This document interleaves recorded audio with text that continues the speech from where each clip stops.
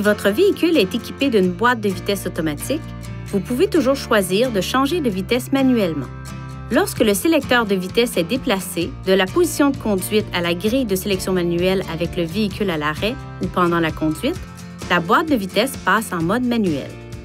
Une fois engagée, le mode de sélection manuelle s'affiche sur l'indicateur de position et la boîte de vitesse choisit automatiquement le rapport le plus proche de la vitesse de votre véhicule.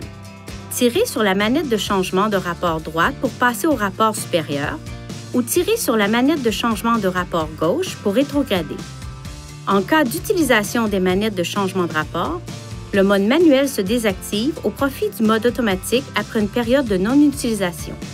Tirer à plusieurs reprises sur la même manette de changement de rapport permet de passer les différents rapports successivement.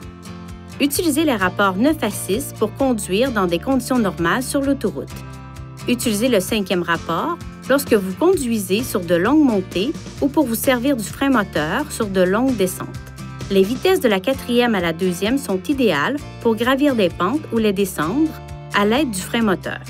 Le premier rapport peut servir à gravir lentement des pentes raides, conduire lentement ou utiliser au mieux le frein moteur sur les pentes abruptes.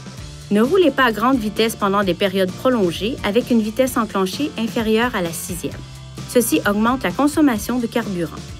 Pour retourner au mode de conduite normal, replacez le levier de vitesse à la position conduite.